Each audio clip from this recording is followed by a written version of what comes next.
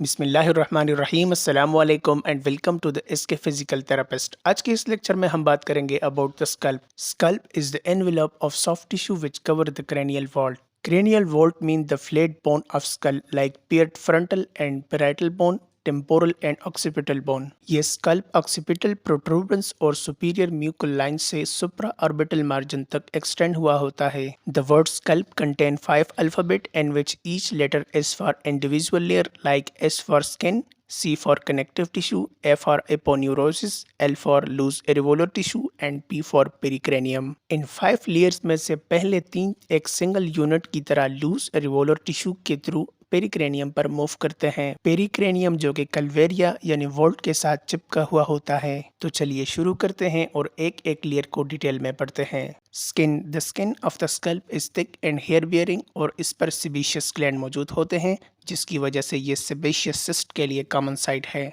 Connective tissue या superficial fascia ये फेब्रोफिटी tissue layer होती हैं जो कि स्किन को नीचे मौजूद ऑक्सीपिटोफ्रंटालिस मसल के साथ कनेक्ट करती है और इस लेयर से नर्व और ब्लड वेसल्स पास होती हैं। अगर कोई ब्लड वेसल्स कट जाता है तो ये अटैचमेंट उस वेसल की वेसोस्पाज्म को रोकता है जिसकी वजह से हमारा ढेर सारा ब्लड निकल जाता है। एपिक्रेनियल एपोन्यूरोसिस ये एक तिन और टेंडन का एक स्ट्रक्चर होता है जहां पर ऑक्सीपिटोफ्रंटालिस मसल इंसर्ट होता है। अटैचमेंट पोस्टीरियरली ये सुपीरियर न्यूकल लाइन से सुपीरियर टेम्पोरल लाइन तक एक्सटेंड हुआ होता है। Laterally the epicranial aponeurosis continuous is the temporal fascia. Loose areolar tissue ये एपिक्रेनियल एपोन्यूरोसिस को पेरिक्रेनियम से कनेक्ट करवाता है और स्कल्प के अपर 3 लेयर को पेरिक्रेनियम पर मूव करवाता है। पेरिक्रेनियम ये स्कल का पेरियोस्टियम होता है, मीन के स्कल बोन को ब्लड सप्लाई और हील वगैरह करता है। सूचर लाइन के साथ साथ जाते हुए पेरिक्रेनियम एंडोस्टियम के साथ कंटिन्यू होता है।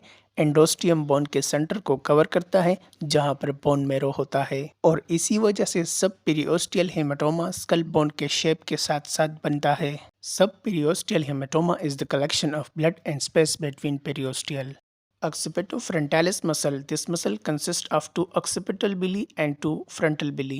Attachment. Occipital villi arises from superior nuchal line of occipit bone. The frontal villi arises from the skin and superficial fascia of upper eyelid. और ये दोनों बिलीज एपिक्रेनियल एपिन्यूरोसिस में इंसर्ट होती है। Motor supply. ऑक्सीपिटल बिली को posterior auricular branch of facial nerve supply देता है जबकि फ्रंटल बिली को frontal branch of facial nerve supply देता है। Frontal belly can raise the eyebrow. Arterial supply. Arteries like supratrochlear artery, supraorbital artery, superficial temporal artery, posterior auricular artery और occipital artery इसको arterial supply देता है। Scalp auricular के नज़दीक parotid, submandibular and deep cervical lymph node में lymph drain करता है और पोस्टीरियर स्कल्प से मिस्टॉइड और ऑक्सीपिटल नोड में लिम्फ ड्रेन होता है। इंजरी। जब स्कल्प के आउटर रीजन में इंजरी होती है तो ब्लीडिंग ज़्यादा होती है क्योंकि फाइब्रस वेसोकंस्ट्रक्शन मतलब वेसल्स के बंद होने को प्रिवेंट करता है। सिफालोहेमाटोमा। डिफिकल्ट चाइल्ड बर्थ के दौरान पेरिक्रेनियम और क्रेनियम के दरमियान कोई आर्टरी रप्चर हो जाती है। पैदाइश से कुछ घंटे बाद यहाँ पर ब्लड कलेक्ट होता है तो इसे सिफालोहेमाटोमा कहते हैं।